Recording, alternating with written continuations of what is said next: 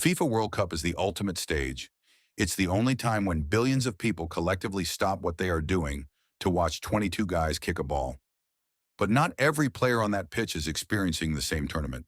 The pressure, the expectations, and the reality of their situation vary wildly depending on who they are and what flag is on their chest. From the guys who are just happy to be there, to the literal football gods carrying the weight of an entire nation. Here is every level of World Cup player. Level 1 is the player from a country that had absolutely no business qualifying. We're talking about a nation with the population of a small suburb whose star striker is probably a part-time dentist back home. Think Panama in 2018. For this player, simply hearing their national anthem play on the world stage is the ultimate victory. They are basically tourists with VIP field access. Their team is guaranteed to lose all 3 games in the group stage, probably conceding 14 goals in the process. But they don't care. If they manage to score even a single goal, the entire country erupts like they just won the whole tournament. Their main objective? Swapping shirts with Lionel Messi after getting destroyed 4-0. Level 2 is the solid player from a perfectly average footballing nation. Think Mexico, the United States, or Switzerland. In the press conferences, they talk about shocking the world and making a deep run. But realistically, everyone knows their flights home are already booked for exactly 2 weeks from now. This player will run their lungs out, put in a massive shift, and maybe even score an absolute banger against a top-tier team in a 1-1 draw. They will become a national hero for exactly 3 days.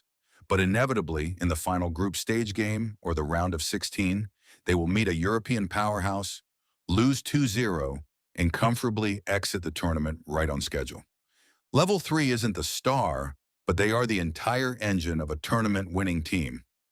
This is the defensive midfielder or the gritty center back for a powerhouse nation like France or Germany. While the attackers get all the glory, the Instagram followers, and the Balenciaga sponsorships, this player is doing the dirty work. They are the tactical glue holding the billion-dollar squad together. Think N'Golo Kante in 2018. The media rarely talks about them, but if this player gets injured in the group stage, the manager completely panics, the defense collapses, and the powerhouse gets surprisingly eliminated by Morocco. They are the ultimate system player, suffering in silence so the striker can do a trendy TikTok dance. Level 4 is where the emotional damage begins. This is the undisputed best player of a dark horse nation. Think Luka Modric for Croatia, Heung-min Son for South Korea, or Gareth Bale for Wales. This player is an absolute superstar at their club, but in the World Cup they have to carry the hopes, dreams, and literal GDP of their entire country on their back. They will drag their painfully average teammates through grueling penalty shootouts, playing through injuries and sheer exhaustion. They will get dangerously close to the trophy, making everyone believe in miracles. But in the end, the fairy tale always shatters against a superior team in the semifinals, leaving them crying on the pitch while the whole world breaks their hearts with them. Level 5 is a strange phenomenon. This is a player who is completely average, or even struggling, in regular club football. But the exact second they put on their national team jersey at a World Cup, they are suddenly possessed by the spirit of prime Brazilian Ronaldo.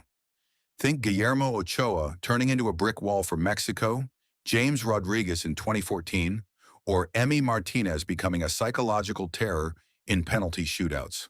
For 1 month every 4 years, they unlock a secret God mode. Big clubs will immediately panic buy them for $80 million after the tournament, only to realize they just bought a totally average player who only activates their superpowers when playing for their country. Level 6 is the poster boy for a top-tier nation like Brazil, France, or England. Think Kylian Mbappe or Neymar. For this player, just doing well is considered a massive failure. The pressure is utterly suffocating. The media expects them to score a hat-trick every game, and if they miss a single penalty, their own country's tabloids will relentlessly destroy them the next morning. They are playing for legacy, Ballon d'Or votes, and multi-million-dollar night commercials. When they score, they don't look happy. They look relieved. The weight of expectation is so heavy that winning the World Cup feels less like a joy and more like they simply avoided a national disaster. Finally, level 7, the football god. This is the generational talent who literally completes the sport. Think Lionel Messi in 2022 or Diego Maradona in '86. The entire tournament feels like a movie script specifically written for them. They aren't just playing against other teams, they are playing against destiny, history, and the ghost of every legend that came before them. When they finally lift that golden trophy, it transcends sports. It becomes a defining cultural moment for humanity. They achieve absolute immortality, cementing their status as the undisputed greatest of all time, and giving their fans the ultimate bragging rights until the end of time. Whether you are the tourist just happy to get a jersey, or the chosen one completing football, the World Cup breaks and makes legends like nothing else.